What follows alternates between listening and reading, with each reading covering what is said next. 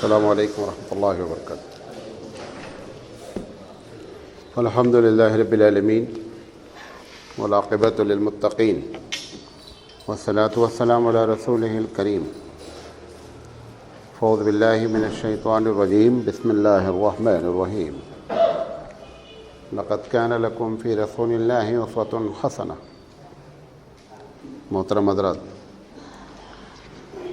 ہم سیرت حبیب مصطفیٰ صلی اللہ علیہ وسلم پر سلسلے وار گفتگو کر رہے ہیں، اور آج اس کا 268 سیریل ہے، 268۔ 103 سیریل جب ہوا تھا تو میں نے آپ سے ایک بات کہی تھی کہ انشاءاللہ حضور اکرم صلی اللہ علیہ وسلم کی پیشین گوئیوں پر بات کریں گے، وہ چیپٹر رہ گیا ہے۔ تو ایک پیشین گوئیاں تو فتنوں کے بارے میں، اس پر میں نے ایک حد تک آپ سے گفتگو کی ہے۔ یہ پیشین گوئیاں جو ہیں وہ فتنوں کے بارے میں نہیں ہیں، بلکہ دوسری چیزوں کے بارے میں ہیں۔ تو انشاءاللہ ہم اس پر بات کریں گے۔ اب یہ دیکھتے ہیں 2-4 سیریل یہ چلے گا۔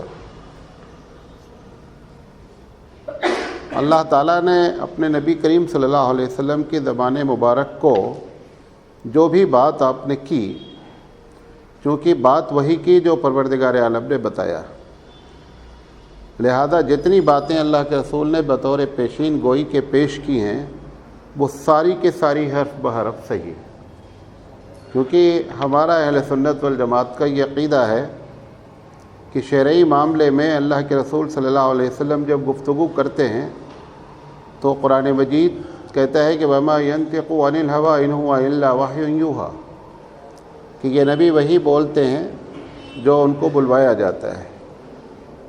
شرعی امور کے علاوہ اگر کوئی بات بھی آپ کل کے بارے میں بات کرتے ہیں، وہ شرعی امور نہ بھی ہو تو بھی یہ بات سمجھی جاتی ہے کہ جبریل علیہ السلام نے آ کر کے وحی کے ذریعے بتلا دیا۔ اس لیے ہمارے پاس وحی کی 2 قسم ہوتی ہے۔ ایک وحی وہ ہے جو قرآن کریم میں لکھی ہوئی ہے، اور ایک وحی وہ ہے جو اللہ نے اپنے نبی کو بذریعہ جبریل یا ڈائریکٹ بتایا ہے، اور وہ تلاوت نہیں کی جاتی ہے، یعنی قرآن میں نہیں لکھی ہوئی ہے، تو وہ بھی ایک وحی ہوتی ہے۔ جیسے مثال کے طور پر قرآن سے میں دلیل دے رہا ہوں۔ قرآن میں ایک آیت ہے کہ کفو ایدیکم، کیا ہے؟ کفو ایدیکم، محمد صلی اللہ علیہ وسلم آپ اور آپ کے ساتھی مکی زندگی میں ہاتھ کو روکے رہیں۔ یہ مکے میں آیت نازل نہیں ہوئی، مدینے میں یہ بات کہی جا رہی ہے کہ میں نے تم سے کہا ہے کہ اپنے ہاتھوں کو روکے رکھو، جبکہ وہ آیت مکے میں نازل نہیں ہوئی۔ تو اس کا مطلب کہ اللہ نے ڈائریکٹ آپ کو وہی فرمایا ہے۔ بات میری سمجھنے کی کوشش کر رہے ہیں؟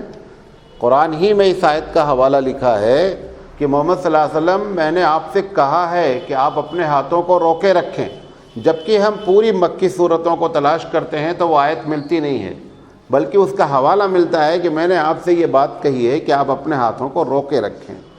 میں اپنی بات کی کو مدلل کر رہا ہوں، دلیل دے رہا ہوں کہ وحی کی دوسری قسم بھی ہوتی ہے۔ یہ اس لیے آپ کے سامنے بات رکھ رہا ہوں کہ جتنی باتیں یہ اللہ کے رسول صلی اللہ علیہ وسلم نے کل کے بارے میں کی ہے، کل سے مراد قیامت تک جتنی باتیں کی ہیں، وہ ان کے اس بات پر دلیل نہیں ہے کہ آپ خدا نخواستہ ساری باتیں جانتے تھے لہذا بیان فرما دیا۔ جب بھی اللہ کے رسول صلی اللہ علیہ وسلم نے اس قسم کی باتیں کی ہیں تو اس کا مطلب یہ ہے کہ اللہ نے کیا کر دیا ہے؟ بتا دیا ہے۔ اور بتانے کی بات جہاں تک ہے، انبیاء علیہ السلام کو سب سے زیادہ یہ باتیں بتائی جاتی ہیں، پھر اللہ والوں کو بھی باتیں بتائی جاتی ہیں۔ بہت سے اللہ والے باتیں بتا دیتے ہیں، لیکن وہ یہ نہیں کہہ سکتے میں بتا دوں گا، یہ نہیں کہہ سکتے ہیں کہ ٹھیک ہے تم نے یہ بات مجھ سے پوچھی، میں ابھی آپ کو بتا دوں گا، ایسا نہیں کر سکتے۔ اللہ بتائے گا، بتا سکتے ہیں۔ جس کی مثال میں آپ کو اس کے پہلے بھی دیا ہے کہ حضرت عمر رضی اللہ تعالیٰ عنہ کو اللہ نے بتا دیا تو ایران تک آواز پہنچ گئی، اور یہاں ایران تک ان کی نگاہوں نے کام کر لیا۔ وہی عمر کو جس نے شہید کیا وہ 5 فٹ کی دوری پہ تھا، عمر دیکھ نہیں سکے۔ ایسا نہیں ہے کہ عمر رضی اللہ تعالیٰ عنہ کی یہ طاقت تھی کہ وہ 1000-2000 کلومیٹر دیکھ لیتے، جب اللہ دکھلا دیتا ہے تو دیکھ لیتے ہیں۔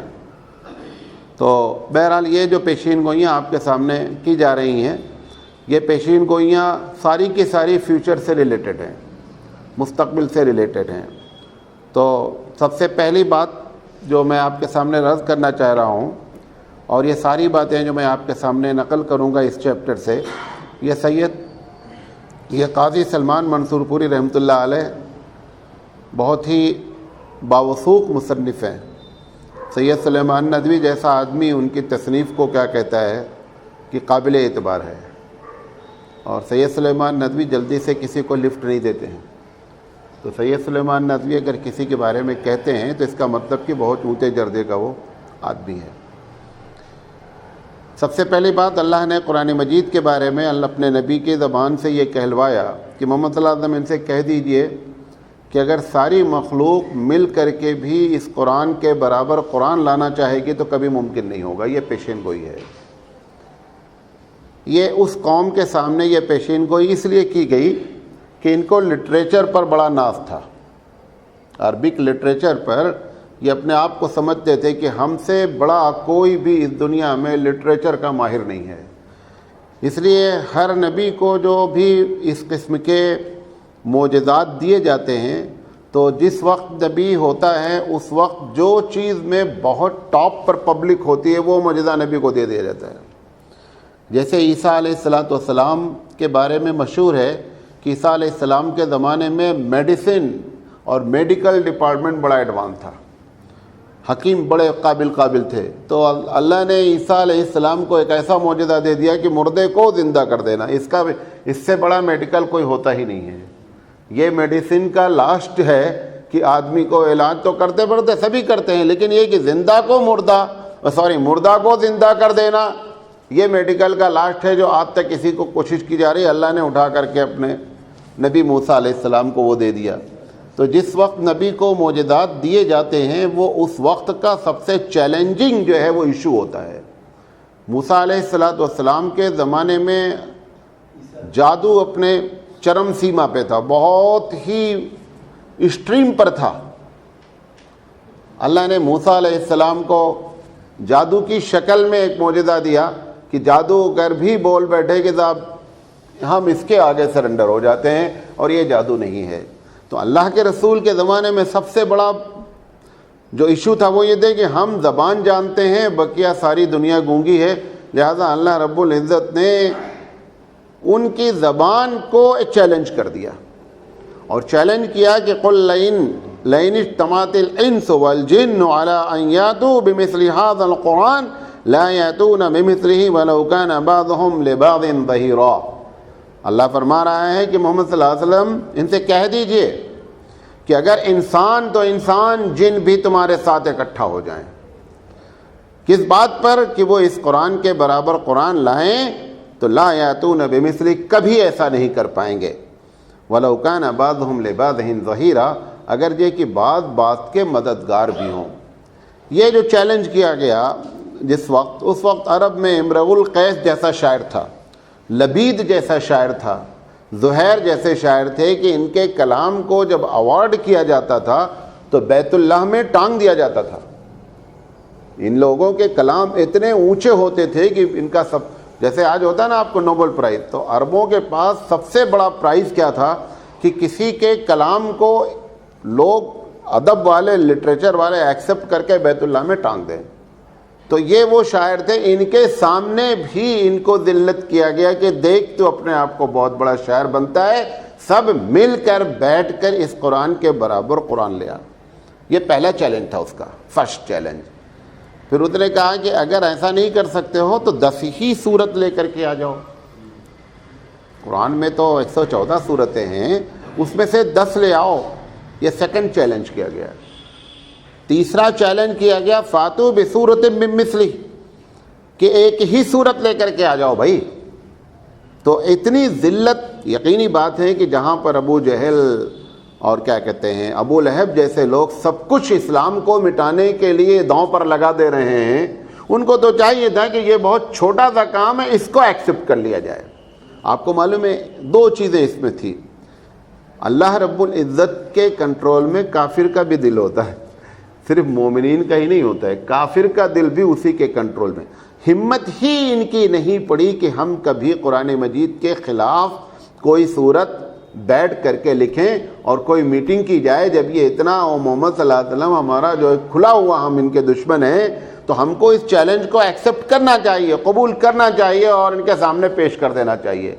تو ایک تو یہ ہے کہ ان کی ہمت ہی نہیں ہوئی، اتنا روب طاری تھا قرآن کریم کا کہ قرآن کریم کے روب کے سامنے یہ اتنا پریشرائز تھے کہ جن کو اپنی زبان پہ بڑا ناز تھا وہ ایسے بیٹھے ہوئے تھے جیسے طالب علم بیٹھتا ہے کسی استاد کے سامنے۔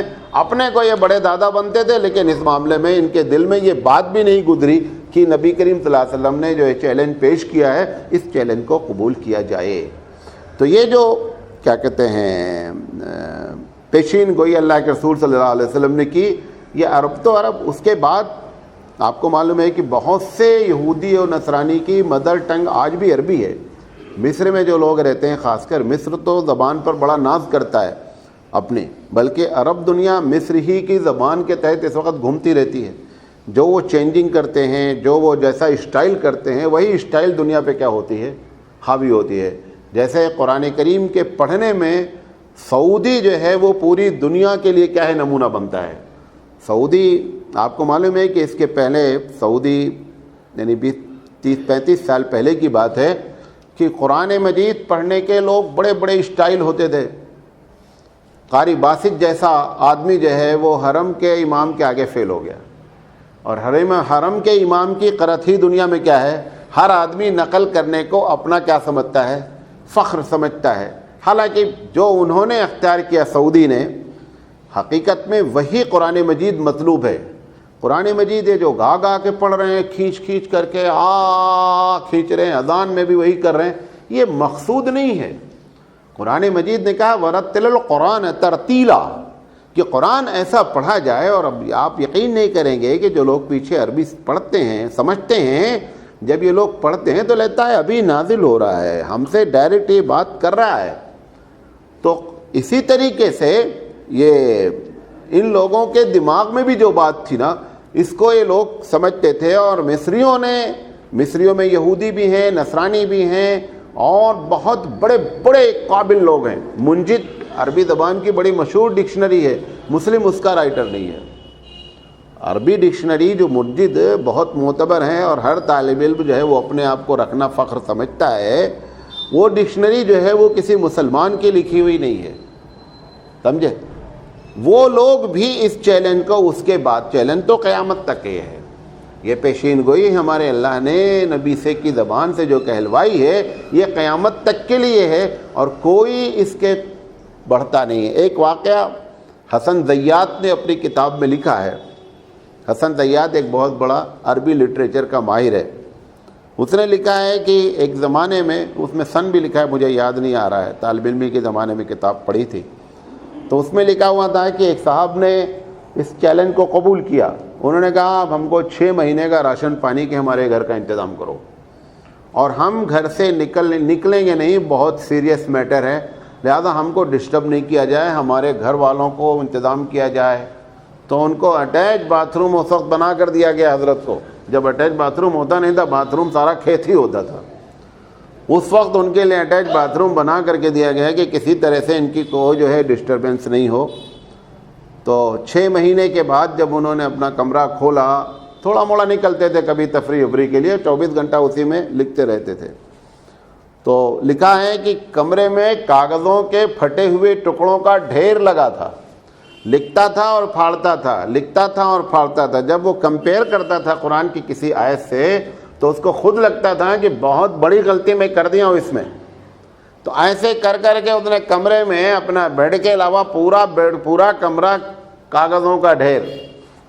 پھر 6 مہینے، اب یقینی بات ہے جو 6 مہینے سے اس کے گھر کا کھانا پانی راشن دے رہے ہیں تو وہ تو نہیں چھوڑیں گے نا، وہ تو بولیں گے بھائی کچھ کر کے دکھلاؤ۔ تو 6 مہینے کے بعد یہ نکل کے آیا، ایک پرچہ لکھ کر کے لے کر کے آیا، کہا صاحب ایک صورت بنا ڈالی ہے، ایک صورت ہم نے بنا ڈالی ہے۔ تو ابھی اس کا بڑا ہوا کہ صاحب، تو بڑے بڑے لوگ اکٹھا ہوئے، اس وقت کے جو بڑے ماہرین لٹریچر تھے وہ اکٹھا ہوئے۔ تو قرآن مجید کی ایک صورت ہے نا، القاریہ تو ملقاریہ، وما ادراک ما القاریہ، تو اس نے بنایا الفیل ملفیل وما ادراک ملفیل لہو ذنب طویل وعین صغیر وبطن کبیر. ایسے کر کے اس نے، جیسے ہمارے یہاں پہلی کلاس کے بچے ایسے لکھتے نہیں کہ بھئی ایلیفینٹ پر ایسے لکھو، تو کیا لکھتے ہیں؟ ایک ایلیفینٹ بڑا جانور ہے، ٹھیک. پھر لکھتے ہیں اس کی 2 چھوٹی چھوٹی آنکھیں ہوتی ہیں. پھر لکھتا ہے اس کے لمبے جو ہے وہ پیر ہوتے ہیں، ایک اس کی دم ہوتی ہے. یہ لٹریچر کا ماہر پہلی کلاس کے طرح سے لکھا. یہ کیا لکھا؟ الفیل ملفیل. پوچھتا ہے ہاتھی، کیا ہی ہاتھی. اب اس نے، اللہ نے کہا تھا القاریہ ملقاریہ، قاریہ کو ہٹا کر کے وہاں پہ فیل رکھ دیا اس نے اٹھا کر کے کہ الفیل ملفیل، ہاتھی، کیا ہی ہاتھی. پھر کہتا ہے کہ لہو ذنب طویل، اس کی لمبی دم ہے. ارے پہلی کلاس کا بچہ بھی یہی لکھتا ہے کہ اس کی لمبی جو ہے دم ہے. بطن کبیر، بڑا پیٹ ہے. وعین صغیر، آنکھیں چھوٹی چھوٹی ہیں. جب لوگ اس کو دیکھے، جو اس کے چیک کرنے آئے تھے، کہا دیوانے 6 مہینے میں تو یہی لکھا ہے. یہ تو چھوٹا بچہ جو عربی کلاس پڑھتا ہے، LKG سے UKG میں آتا ہے، اس کو بھی بولا جاتا ہے تو وہ یہی لکھتا ہے. تو وہ دیوانہ ہو گیا اور وہ سوچا کہ میں بہت بڑا کمال کیا ہوں. وہ 6 مہینے انہوں نے کہا کہ ہمارا سارا ڈانڈ ہو گیا پیسہ، ہم نے اتنا تمہارے راشن پانی خرچہ کیا، تم کو اٹیچ باتھ روم 5 اسٹار بنا کر کے دیا، اور تم نے نتیجہ یہ نکال کے دیا. تو حقیقت کیا ہے کہ اللہ رب العزت کسی کے اندر طاقت ہی نہیں دے گا قیامت تک کہ وہ اس چیلنج کو قبول کر سکیں. اور دوسری بات کیا ہے؟ حقیقت بھی یہی ہے کہ جو پروردگار عالم کے بات کرنے کا انداز ہے اس کتاب سے، وہ جب آدمی سمجھتا ہے اور پڑھتا ہے اور اس کے نکات دیکھتا ہے نا، تو سر پکڑ لیتا ہے کہ اتنی چھوٹی سی مثال کے طور پر جنت ہے. اب جنت میں کیا کیا ہے، کیا کیا ہے، اگر وہ لکھتا جائے تو کئی کتاب قرآن کی طرح چاہیے جنت کی چیزوں کو. اس نے ایک جملہ کہہ دیا، ایک جملے میں اس نے سمندر کو لپیٹا. کام لکم فیہا ما تشتہی انفسکم، کہ جنت میں بھائی وہ ہوگا جو تم چاہو گے. ختم ہو گئی پوری کہانی. اللہ کے رسول صلی اللہ علیہ وسلم، ہم لوگ جب کالج میں پڑھاتے تھے تو بچے پوچھتے تھے، وہ آج کل کا سر وہاں کمپیوٹر ہوگا. اب ہم کو حدیث تھوڑے تلاش کرنے کی کمپیوٹر کی حدیث، ہم اس آیت سے سب کا جواب دیتے جائیں گے ایک ایک سیکنڈ کے اندر. اللہ کے رسول صلی اللہ علیہ وسلم نے پوچھا ایک عورت نے، اللہ کے رسول وہاں بچے پیدا ہوں گے؟ اللہ رسول نے کہا وَلَكُمْ فِيهَا مَا تَشْتَهِي أَنفُسُكُمْ، کہ بھئی جو تم چاہو گے وہ ہوگا جنت میں. ایک صاحب آئے کسان، انہوں نے کہا وہاں کھیتی بھی ہوگی؟ آپ نے بولا وَلَكُمْ فِيهَا مَا تَشْتَهِي أَنفُسُكُمْ. 1000 سوال کا جواب ایک جملہ ہے. یہ رب ذوالجلال کا کلام ہے اور اس کا کمال ہے، کیونکہ ہم جس رب کی پوجا کرتے ہیں وہ نقص سے پاک ہے، نقص سے پاک ہے. لہذا جتنے بھی سوال کیے جائیں جنت کے بارے میں، یہ ہوگا، وہ ہوگا، نہیں ہوگا، سب کچھ ہوگا، کیونکہ اس نے ایک جملہ کہہ کر کے ساری کہانی کو ایک جملے میں لپیٹ دیا ہے. اب آپ اندازہ کریں. اور پھر یہ اللہ جب اپنے نبی کو گائیڈ کرتا ہے تو بھی ایسی، اسی لیے حضور کے بارے میں بھی ہے کہ آپ جوامع الکلم ہیں، تھوڑی بات بولتے ہیں بہت زیادہ سمجھ میں آتا ہے. جو آپ نے قانون سازی کی اللہ کے گائیڈنس میں، پوری دنیا حیران ہے.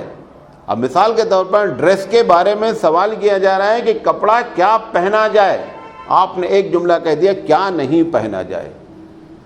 اب وہ پہننے کا اگر ڈیزائن بنانے لگے تو حدیث کی پوری کتاب وہ کپڑے کے ڈیزائن سے بھری رہے گی اور کپڑے کے ڈیزائن ختم نہیں ہوگی. اللہ نے اپنے نبی کو ایک بات سکھلا دی کہ ان کو یہ بتا دو کیا نہیں پہنا جائے. عبادت اور عقیدے کو چھوڑ کر ہر فیلڈ میں یہی ایک فارمولہ استعمال کر لیا گیا. کیا نہیں کرنا کی لسٹ بتا دی گئی، کرنا سب جائز. یہ بھی اللہ کا کمال ہے کہ اس نے اپنے نبی کو یہ باتیں بتائیں.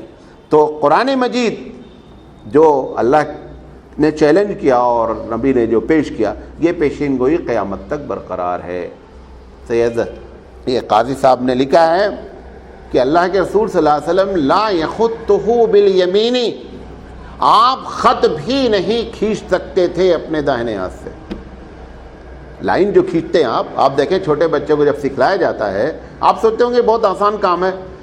وہ لائن سیدھی کھینچنے کے لیے اس کو 6 مہینے پریکٹس کرائی جاتی ہے، تب وہ جا کر کے جو ہے نا وہ بھی پھر اس میں ڈاٹ ڈاٹ رکھتے ہیں، وہ ڈاٹ ملا کر ہاں کیا بنایا میں نے دیکھو۔ تو پتہ یہ چلا کہ لائن کھینچنے کے لیے بھی جو ہے وہ آدمی کا پڑھا لکھا ہونا ضروری ہے۔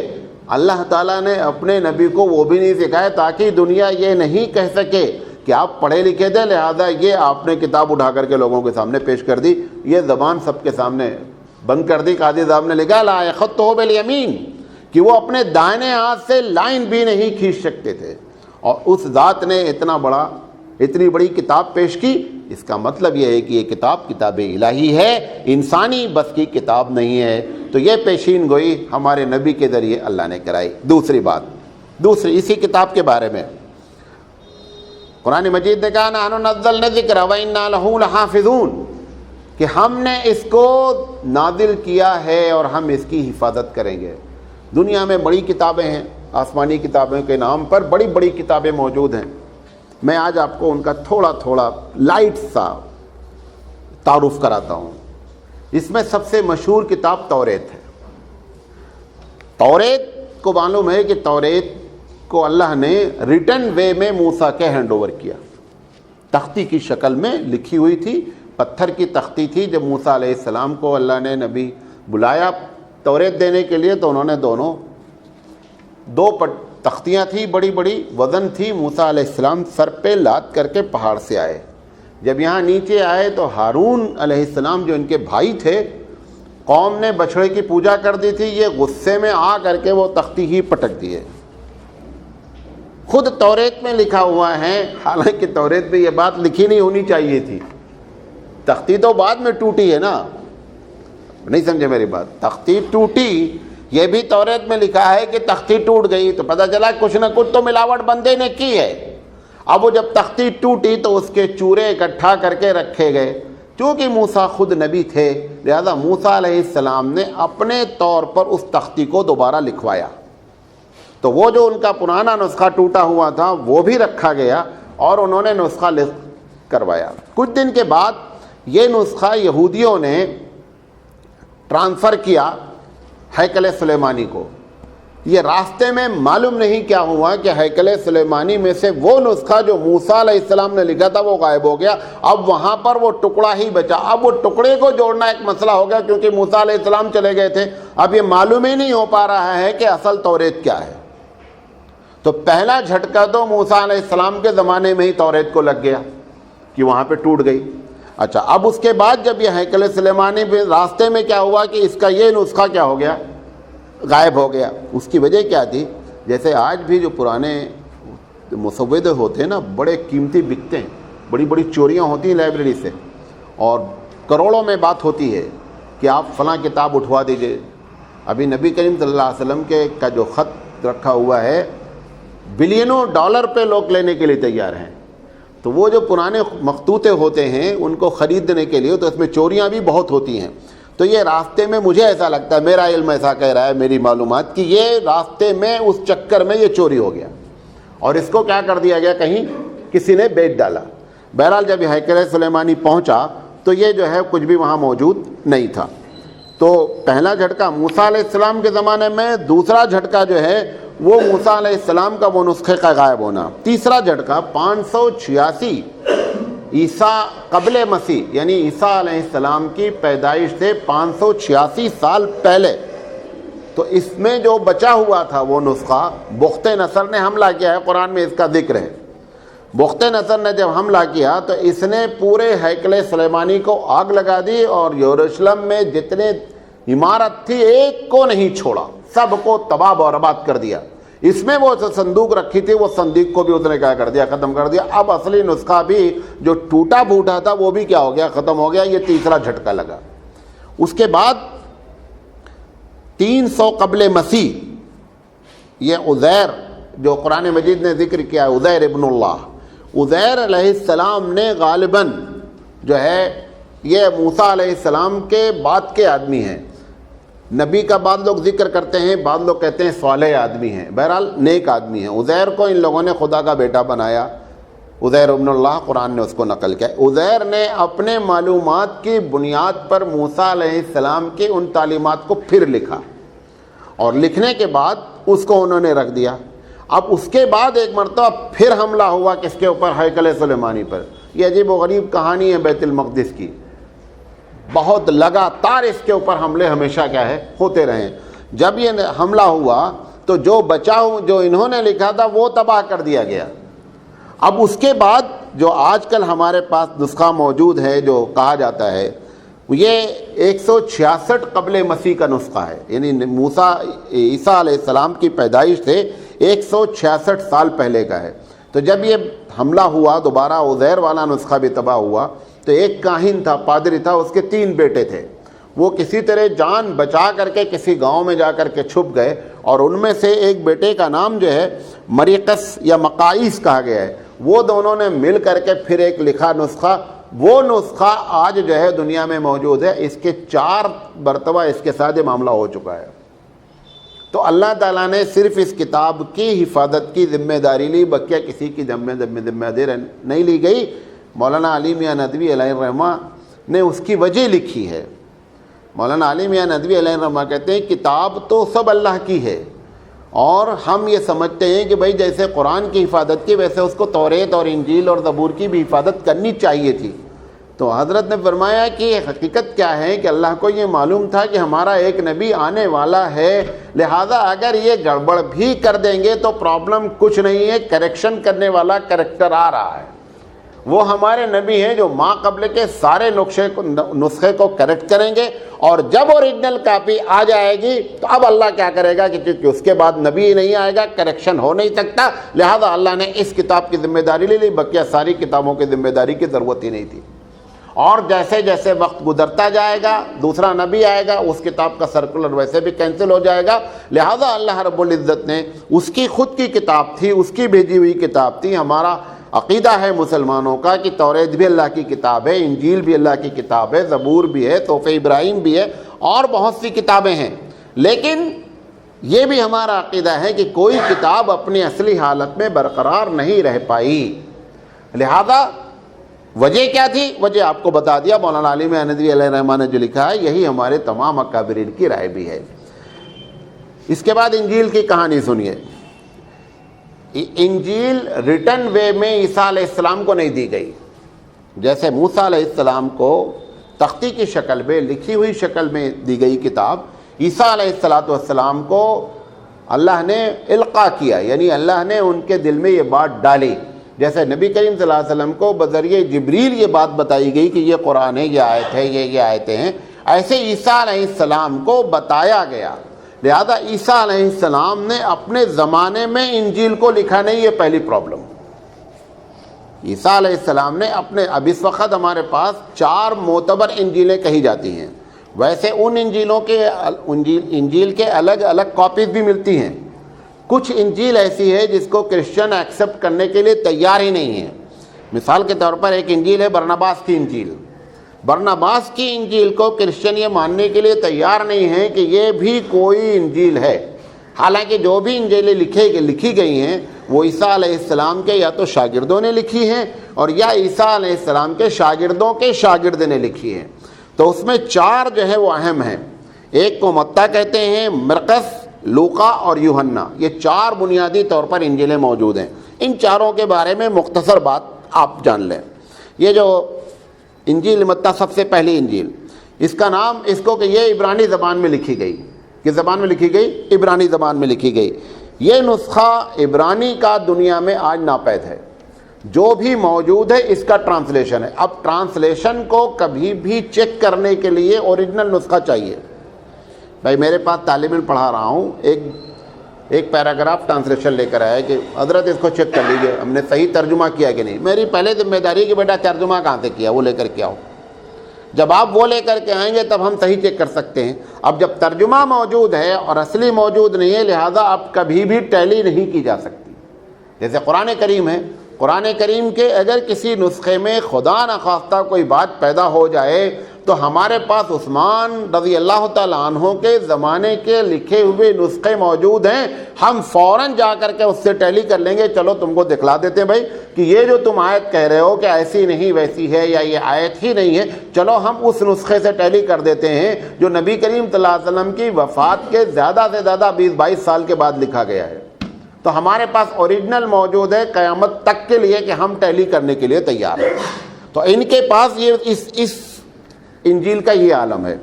جس کی جو دوسری انجیل ہے، اچھا یہ بھی نہیں معلوم ہوتا ہے اس انجیل کے بارے میں کہ ترجمہ جو کیا ہے وہ بندے نے کس نے کیا ہے اور کس سن میں کیا گیا ہے، یہ بات بھی معلوم نہیں ہوتی۔ دوسری انجیل لوقا ہے۔ لوقا کے بارے میں یہ ہے کہ یہ مسیح علیہ السلام، عیسیٰ علیہ السلام کے زمانے کے آدمی نہیں ہیں۔ اب اس کے بعد کے آدمی ہیں، اپنے استاد کو ہی ہوں گے، اس سے انہوں نے سنا ہوگا۔ سننے کے بعد انہوں نے بھی جو ہے نا، پہلے تو اس میں مقدمے میں لکھا ہے کہ میں جو کچھ لکھوں گا سچ لکھوں گا۔ اس کا جو رائٹر، اس کا جو تشریح کرنے والا ہے، جیسے قرآن کی تفسیر لکھی جاتی ہے ایسے اس کی بھی تفسیر لکھی ہے۔ تو نورٹن ایک بہت بڑا جو ہے مسیح ہے، اس نے اس کی تفسیر لکھی ہے۔ نورٹن نے لکھا ہے کہ یہ ان کا جو دعویٰ ہے کہ اس میں ہم صحیح سب لکھیں گے، اس میں کئی غلطیاں موجود ہیں، حالانکہ وہ اس خود مسیحی ہے اور اس کتاب کا کیا ہے ایکسپلین کرنے والا۔ اس نے ایکسیپٹ کیا ہے کہ انہوں نے وعدہ کیا ہے اور دعویٰ کیا ہے، لیکن دعوے میں یہ اپنے سچے نہیں ہے، لہذا اس کے اندر غلطیاں موجود ہیں۔ تیسری جو انجیل ہے مرقس ہے، یہ عیسیٰ علیہ السلام کے زمانے کے آدمی نہیں ہیں۔ انہوں نے جو انجیل لکھی، لوقا کی انجیل اور مرقس کی انجیل کو اگر رکھ کر کے پڑھا جاتا ہے تو دونوں میں کیا ہے، کافی غلطیاں ہیں۔ یوحنا کی جو انجیل ہے، بعض لوگ کہتے ہیں کہ یہ ڈائریکٹ شاگرد ہیں، کس کے؟ عیسیٰ علیہ السلام کے۔ پادری فرینچ ہے منصور پوٹی رحمۃ اللہ علیہ نے لکھا ہے کہ اگر چاروں انجیل کو ملا دیا جائے، دیکھا جائے تو چھوٹی بڑی ملا کر کے تقریباً 30,000 غلطیاں ہیں۔ کتنی غلطیاں ہیں؟ یہ ہمارے رائٹر نے نہیں لکھا ہے، یہ کرسچن رائٹر نے یہ لکھا ہے کہ اگر چاروں انجیل کو چیک کیا جائے تو سب ملا کر کے 30,000 کیا ہیں غلطیاں ہیں۔ آپ کو معلوم ہے احمد رضا خان صاحب کے قرآن میں بھی ایسے ہے، احمد رضا خان صاحب کے قرآن میں بھی ایک تقریباً 150 سے 200 غلطیاں ہیں۔ ہمارے ایک بہت بڑے مولانا ہیں مفتی جمیل احمد صاحب نظیری، حیات ہیں، بڑے قابل آدمی، انہوں نے پورے کتاب قرآن مجید کو پڑھ کر کے ان کے ترجمے کو پوری، ان کو بھی اتنی ہی موٹی کتاب لکھنی پڑی جتنا موٹا ان کا ترجمہ ہے۔ وہ جتنا موٹا ترجمہ ہے اتنی ہی موٹی کتاب ان کو لکھنی پڑی کہ صاحب انہوں نے یہ کہیں گرامر کی غلطی کی گئی ہے، کہیں اس لفظ کے وہ معنی عربی زبان میں پائے ہی نہیں جاتے ہیں وہ انہوں نے لکھ ڈالا ہے۔ ایسے کر کے انہوں نے ساری غلطیوں کو اکٹھا کر دیا ہے۔ کسی کو دیکھنے کا شوق ہو تو کتاب رکھی ہوئی ہے، دکھلا دیں گے آپ کو، تاکہ یہ نہیں ہو کہ مولانا چھوڑ رہے ہیں، کتاب رکھی ہوئی ہے۔ اچھا، تو یہ ہو گئی حالت انجیل کی۔ پارسی بھی بڑی پرانی قوم ہے، اس کی کتاب کا نام ہے زند۔ ایک زے چھوٹا ہوتا ہے، ایک زے بڑا ہوتا ہے اردو میں، بڑے زے میں 3 نقطہ ہوتا ہے، بہت کم استعمال ہوتا ہے، تو یہ بہت گہرائی سے بولنا پڑتا تب وہ زے نکلتا ہے۔ تو اس کتاب کا نام جو ہے وہ زند ہے۔ یہ پارسیوں کی کتاب ہے۔ اس میں ان کا کہنا ہے کہ 25 باب تھے، 25 باب میں سے 24 باب غائب ہو گئے ہیں۔ اب لے دے کر کے 19واں چیپٹر دنیا میں اویلیبل ہے کچھ دن تک۔ اب اس کے بعد جب سکندر نے حملہ کیا تو ایسی شکل میں وہ جو ایک نسخہ موجود تھا 19ویں باب والا، وہ ان کے حوالے ہو گیا۔ اب یہ کتاب دنیا میں ناپید ہے، موجود ہی نہیں ہے کہیں۔ اس کے بعد بڑی قوم دنیا کی ہندو قوم ہے، ان کے پاس آپ لوگ تو سمجھتے ہیں کہ کئی مذہبی کتابیں ہیں، ان کے پاس جو مذہبی کتاب ہے وہ حقیقت میں وید ہے۔ بقیہ جو کتابیں ہیں وہ تاریخی کتابیں، جیسے مہا بھارت ہے وہ ایک تاریخی کتاب ہے، رامائن کیا ہے ہسٹری کی کتاب ہے، وہ کوئی مذہبی کتاب نہیں، اس کے اندر کوئی اصول قوانین نہیں ذکر کیے گئے ہیں۔ تو مہا بھارت بھی نہ ان کی مذہبی کتاب ہے، کرشن جی کے چند شلوک ہیں سنسکرت میں، اور اس کا ایکسپلانیشن ہے ارجن سے انہوں نے جو باتیں کی ہیں ان باتوں کو ذکر کیا گیا ہے۔ اب شری کرشن جی کوئی آدمی دنیا میں پائے جاتے تھے، یہ ایک الگ سوال ہے۔ بہرحال تو وہ کوئی مذہبی کتاب نہیں ہے، بلکہ وہ ایک تاریخی کتاب ہے۔ ان کی جو کتاب اصل ہے وہ وید ہے۔ اچھا، وید کے بنیادی طور پہ 2 چیپٹر ہیں. ایک کو یہ کہتے ہیں کہ منتر بھاگ کہتے ہیں پارٹ کو، اور ایک کو کہتے ہیں برہمن بھاگ. تو اس میں جو آریہ سماج والے ہیں وہ کہتے ہیں کہ برہمن بھاگ جوڑ دیا گیا ہے، یہ برہمن بھاگ وید کا پارٹ ہی نہیں ہے. اچھا، ایک دوسرا طبقہ ہے سناتن کہلاتا ہے، ان کا دعویٰ ہے کہ نہیں صاحب، وید منتر بھاگ اور برہمن بھاگ دونوں ملاتے ہیں تو وید بنتا ہے. اگر اس میں سے برہمن بھاگ نکال دیا جائے تو اس کا مطلب 66% وید ختم. تو ان کے دونوں میں زبردست یہ اختلاف ہے. اچھا، پھر وید کی 4 قسم ہے: رگ وید، یتر وید، سام وید، ارتھ وید. ارتھ وید کے بارے میں کہنا یہ ہے، ایک منو جی مہاراج سمرتی نے کہا ہے کہ یہ چوتھا جو وید ہے یہ کوئی چیز نہیں ہے، یہ لوگوں نے جوڑ دیا اپنی طرف سے، اصل وید 3 ہی وید ہیں. تو وید میں اتنا بڑا اختلاف ہے، تو لے دے کر کے اب پارسی کے پاس بھی کتاب نہیں بچی، عیسائی کے پاس بھی کتاب نہیں اوریجنل بچی، یہودی کے پاس بھی نہیں بچی. اس سے بھی مزے کی بات یہ ہے کہ ان کی جو زبانیں ہیں، جیسے اوریجنل زبان توریت کی عبرانی ہے، عیسیٰ علیہ السلام کی مادری زبان خالدی ہے، خالدی کے نام سے مشہور ہے پرانی زبان، بعد میں اس کا نام چینج کر دیا گیا، ہبرو کر دیا گیا ہے. خالدی مین زبان ہے. اس کے بعد وید کی زبان سنسکرت ہے، اور وہ جو زند بتایا تھا اس زند کی جو زبان ہے اس کا نام ہے دری. یہ چاروں زبان اس وقت دنیا میں کسی کی مدر ٹنگ نہیں ہے. سنسکرت ہندو اتنا بڑی تعداد میں ہندوستان میں رہتا ہے، کسی کی سنسکرت صرف کالج میں پڑھائی جاتی ہے، لوگ 2-4% ہندو سنسکرت سبجیکٹ پڑھ لیتے ہیں، اور وہ بھی اس کی وجہ یہ ہے کہ اس میں نمبر اچھے دیے جاتے ہیں تاکہ سنسکرت زندہ رہے، اور امتحان خوب ایسے دھڑلے پڑھلے سے دے کر کے تاکہ اس ڈپارٹمنٹ کو زندہ رکھا جائے. ورنہ وہ حقیقت میں نہ پڑھانے والے صحیح موجود ہوں نہ پڑھنے والے. ہے بہت رچ لینگویج، سنسکرت بہت رچ لینگویج ہے. سنسکرت ہی عربی کے بعد ایک ایسی زبان ہے کہ جس میں سنگولر اور پلیورل کے بیچ میں بھی ایک چیز ہے. جیسے انگلش میں کیا ہوتا ہے، یا تو سنگولر یا پلیورل، واحد جمع، بیچ میں کوئی چیز نہیں ہوتی ہے. لیکن سنسکرت میں ایک بچن، دیو بچن، بہو بچن. عربی میں بھی ایسا ہوتا ہے کہ واحد، تثنیہ اور جمع. تو اس لحاظ سے یہ بہت رچ لینگویج ہے. لیکن کسی بھی ملک تو درکنار کسی سٹی کی زبان نہیں ہے. یہ چاروں زبان کسی شہر کی بھی مادری ٹنگ نہیں رہ گئی ہیں. تو اس طریقے سے کسی بھی کتاب کو زندہ رکھنے کے لیے سب سے بڑی چیز کیا ہوتی ہے کہ اس زبان کو کسی کی مادری ٹنگ ہونا چاہیے. جو دنیا کی اس وقت بڑی زبانیں ہیں جیسے چائنیز ہے، فرینچ ہے، انگلش ہے اور عربی ہے، یہ دنیا کی بڑی زبانیں ہیں جو سٹی کی نہیں ملکوں کی کیا ہے، مادری زبان ہے. اور سب سے بڑی بات یہ ہے، اس سے بھی بڑی بات یہ لٹریچر کی بات ہے. جو لوگ لٹریچر سے دلچسپی رکھتے ہوں گے، لٹریچر کا ہمیشہ زمانہ بدلتا رہتا ہے. ایک زمانے میں جیسے شیکسپیئر کی انگلش کو اگر آج انگلش پیش کر دیا جائے تو لوگ لٹک جائیں گے.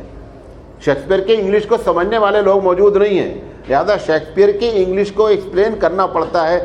قرآن مجید ایک کی جو زبان اس وقت ہی وہ آج بھی زبان بولی جاتی ہے، اور وہ اسی حالت میں اللہ نے اس کو برقرار رکھا ہے. اس کی وجہ کیا ہے کہ جو اس نے سسٹم رکھا ہے اس کی حفاظت کا وہ الگ الگ ہے. اور آخری بات کہہ کر کے اپنی بات ختم کرنا چاہوں گا، وہ یہ ہے کہ کسی بھی ان کتابوں کے حافظ موجود نہیں ہیں. یہ بھی قرآن مجید کی ایک پیشین گوئی ہے. وَلَقَدْ يَسَّرْنَا الْقُرْآنَ لِلذِّكْرِ. لوگ ذکر کا ترجمہ الگ الگ کرتے ہیں، لیکن علامہ منصور پوری رحمۃ اللہ علیہ نے ترجمہ کیا ہے کہ ہم نے آسان کر دیا ہے اس کو یاد کرنے کے لیے. اور یقینی بات ہے کہ قرآن مجید جو لوگ حفظ کرتے ہیں یہ ان کا کوئی کمال نہیں ہے. اگر اللہ کی مدد شامل نہیں ہو تو یہ حفظ نہیں کیا جا سکتا. اس کی وجہ ہے کہ اتنے متشابہات ہیں، یعنی اتنا زیادہ ایک آیت، ایک یا ایھا الذین آمنوا کے بعد اب بندے کو فوراً پکڑنا ہے کہ یا ایھا الذین جب آمنوا یہاں گیا اتقوا اللہ ہے، یہاں پر ایک دوسری چیز ہے. ایسے سینکڑوں جگہ ہیں جس میں جو ہے وہ کنفیوز ہو سکتا ہے، لیکن پروردگار عالم کی مدد شامل حال ہوتی ہے، لہذا وہ بندہ کیا ہے اس کو یاد کر لیتا ہے. اسی بات کو اللہ نے یہ بھی پیشین گوئی کی کہ ہم اس کو یاد کرنا آسان کر دیں گے. آج ہمارے پاس ہزار نہیں لاکھ کی تعداد میں حفاظ موجود ہیں، اور 5 سال سے لے کر کے 100 سال کا بوڑھا موجود ہے، سمجھے نہیں؟ یہ دنیا کے بڑے بڑے مذہب والے ہیں، عیسائی ہیں، اپنے آپ کو بہت کہتے ہیں، کسی بھی 2 آدمی بھی ایسے دنیا میں نہیں ہیں کسی مذہب کے جو اپنی اس مذہبی کتاب جس پر وہ عقیدہ رکھتے ہوں اس کو ان کو زبانی یاد ہو۔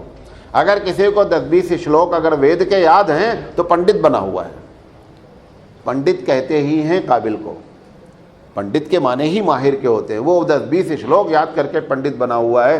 اتنا رامائن پڑھی جاتی ہے، رامائن کو یاد کرنے والا کوئی موجود نہیں ہے، لیکن یہ اللہ کا یہ خود معجزہ ہے، یہ خود معجزہ ہے لوگوں کے سمجھنے کے لیے، غیروں کے لیے، مسلمانوں کے علاوہ، کہ ان کو سمجھنا چاہیے کہ اس کتاب کی حفاظت حرم کا امام پڑھتا ہے سورت، پوری دنیا کے لوگ سنتے ہیں، آج تک ایک کمپلین نہیں ہوا کہ حرم کا امام صاحب یہ آیت پڑھا، یار معلوم نہیں کہاں سے پڑھنا، ہماری کتاب میں تو یہ لکھا ہی نہیں، کبھی آج تک اس پر کوئی نہیں ہے۔ حالانکہ لوگ نیٹ وغیرہ پہ پچھلے 10-20 سال سے بہت سی چیزیں ایسی ڈالتے رہتے ہیں، لیکن اللہ نے ایسا سسٹم چلا دیا ہے مسلمانوں کے دل میں، عشق رسول اور عشق قرآن ایسا سسٹم ہے کہ وہ سب کو نیگلیکٹ کرتے ہیں اور کسی چیز کو تسلیم کرنے کے لیے تیار نہیں ہیں۔ انشاءاللہ زندگی رہی تو کل ہم اس کے بعد مزید پیشین گوئیوں پر بات کریں گے۔ اللہ تعالیٰ سے دعا ہے کہ اللہ تعالیٰ قرآن کی حفاظت قیامت تک فرمائے اور ہمارے دلوں میں اس کی محبت عطا فرمائے۔ یہ جو ہے ایک درخواست آئی ہے کہ نور احمد صاحب کوئی ہیں، ان کا انتقال ہو گیا ہے، ہم لوگ جو ہے ان کے لیے دعا کریں گے، کیشوا پور کے تھے یہ، اللہ تعالیٰ ان کی مغفرت فرمائے۔ بسم اللہ الرحمن الرحیم، سبحانک اللہم وبحمدک وتبارک اسمک وتعالی جدک ولا الہ غیرک، اللہم انت السلام ومنک السلام، تبارکت یا ذا الجلال والاکرام، اللہم اغفر لحینا ومیتنا وشاہدنا وغائبنا وصغیرنا وکبیرنا وذکرنا وانسانا، اللہم من احییته منا فاحیہ الاسلام ومن توفیته منا فتوفه علی الایمان، ألم نشرح لك صدرك ووضعنا عنك وزرك الذي أنقض ظهرك ورفعنا لك ذكرك فإن مع العسر يسرا إن مع العسر يسرا فإذا فرغت فانصب إلى ربك فارغب قل هو الله أحد الله الصمد لم يلد ولم يولد ولم يكن له كفوا أحد قل أعوذ برب الفلق من شر ما خلق ومن شر غاسق إذا وقب ومن شر النفاثات في العقد ومن شر حاسد إذا حسد قل أعوذ برب الناس ملك الناس إله الناس من شر الوسواس الخناس الذي يوسوس في صدور الناس من الجنة والناس۔ اے اللہ جو کچھ پڑھا گیا ان کا ثواب میت کے لوگوں کو پڑھا، اے اللہ ان کے متعلقین کو صبر جمیل عطا فرما، اے اللہ ان کی خطاؤں کو معاف فرما، اے اللہ ان کے درجات کو بلند فرما، اے اللہ سب کے برحمتک لا الہ الا اللہ۔